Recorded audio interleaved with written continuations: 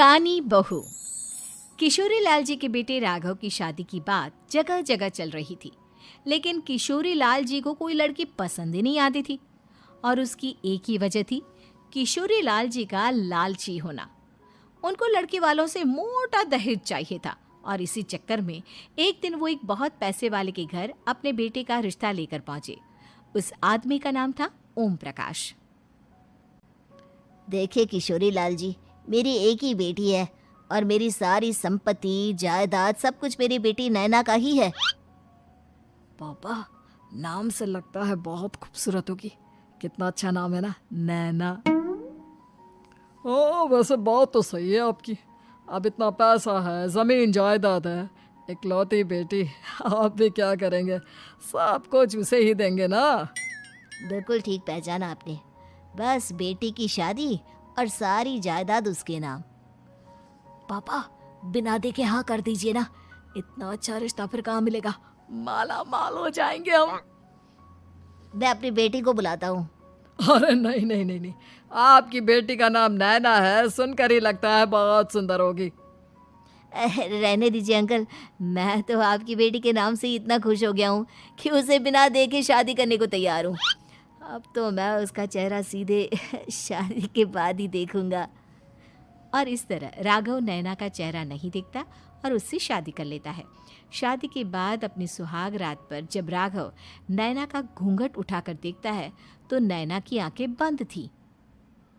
कितने खूबसूरत हो तुम नैना, जरा अपनी आंखें खोलकर मेरी तरफ देखो तो सही। नहीं, मुझे शर्म आती है।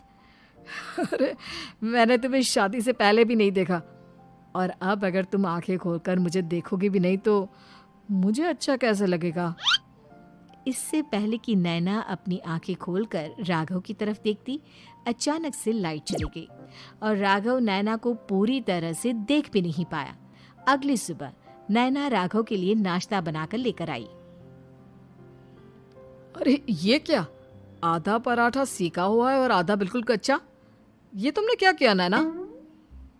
बहू, तुमने क्या आधा पराठा तवे से नीचे लटका कर रखा था, जो आधा सेका है और आधा कच्चा? मुझे जितना दिखेगा उतना ही तो सीखूंगी ना पापा जी। जहाँ जहाँ मुझे नजर आ रहा था वहाँ मैंने सीख लिया, जहाँ जहाँ नहीं दिखा वहाँ कच्चा रह गया होगा। इसका क्या मतलब है? ये कैसा मजाक कर रही है तुम? अरे बहू, तुमने इतना लंबा घूंघट क्यों लगाया हुआ है? देखो, हमारे घर में बहुओं को बेटी की तरह रखा जाता है, और फिर तुम तो इतना सारा माल लेकर आई हो। देखो, ये घूंघट डालकर रखने की कोई ज़रूरत नहीं है। हाँ नैना, पापा जी ठीक कह रहे हैं, तुम तो आराम से रहो, अपना ही घर समझो। नैना अचानक से अपना घूंघट उठा लेती है। अरे ये क्या पापा, नैना की तो एक आंख फूटी हुई है। नाम से नैना, लेकिन ये तो कानी बहू निकली। मेरे साथ धोखा हुआ है, धोखा। बिना दिखाए अपनी कानी लड़की मेरे संग ब्याह दी। मुझे कानी बीवी नहीं चाहिए। मुझे अभी ओम प्रकाश जी से बात करनी पड़ेगी। आखिर उन्होंने मेरे साथ ऐसा किया क्यों? अरे, आप लोगों ने ही तो पापा से कहा था कि आप लोग शादी से पहले मुझे देखना नहीं चाहते। अब मेरे पापा पर क्यों इल्जाम लगा रहे हैं? अरे लेकिन उन्हें बताना तो चाहिए था ना कि तुम कानी हो, एक आंख से तुम्हें दिखाई नहीं देता। किशोरी लाल और राघव नाराज होकर ओम प्रकाश को अपने घर बुलाते हैं। पापा जी, ये आपने क्या किया? शादी से पहले बताया क्यों नहीं कि नैना की आंखों में परेशानी है? अरे, आप ही ने तो लड़की देखने से मना कर दिया था। और लेकिन आप बता तो सकते थे। आपको तो हमारी बेटी की प्रॉपर्टी चाहिए थी, वो भी पूरी की पूरी। अब क्या हुआ अगर उसे आधा दिखाई देता है?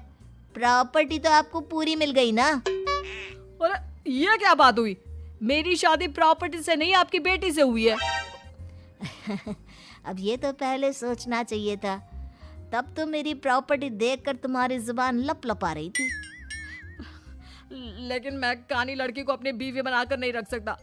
पापा, कुछ करिए ना आप। हाँ, करता हूँ। देखिए ओम प्रकाश जी, आप हमारे साथ ऐसा नहीं कर सकते। और तुम देखो, अगर तुमने मेरी बेटी से शादी तोड़ी ना, तो जो भी प्रॉपर्टी मैंने तुम्हें दी है वो तो पूरी की पूरी वापस ले ही लूँगा, और आधी प्रॉपर्टी तुम्हारी भी लूँगा। अरे मेरी आधी प्रॉपर्टी भला क्यों लेंगे आप?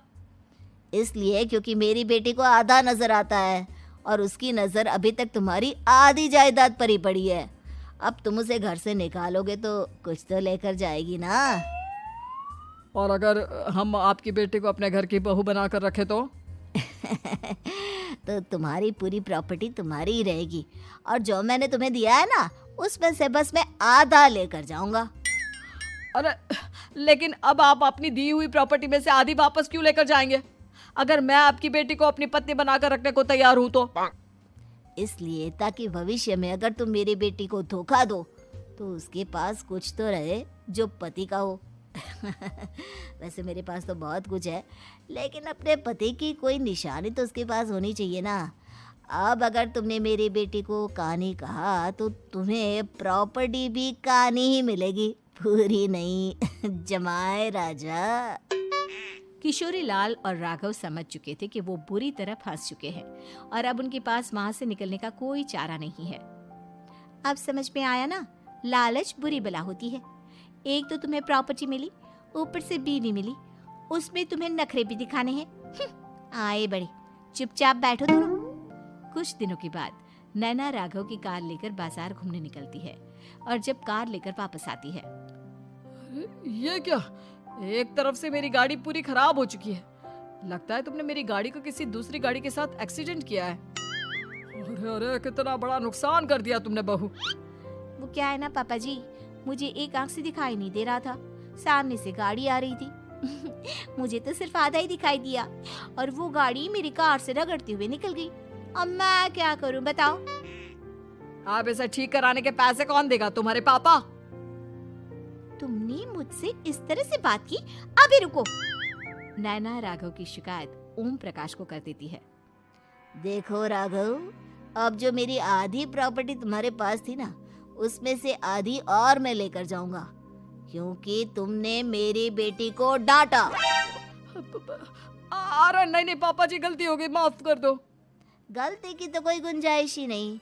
अगली बार मेरी बेटी को डांटा तो बची हुई आधी में से आधी और ले जाऊंगा। लालच के चक्कर में हम दोनों ने बहुत बड़ी गलती कर दी बेटा। एक तो तुम्हें कानी बहू मिली और ऊपर से जो माल मिला वो भी काना। इस तरह राघव की हर एक गलती पर ओम प्रकाश उसकी प्रॉपर्टी का आधा आधा हिस्सा लेकर अपना सारा माल वापस ले गया और राघव को कानी बीवी से काम चलाना पड़ा। भाई लालच वाकई में बुरी बला है।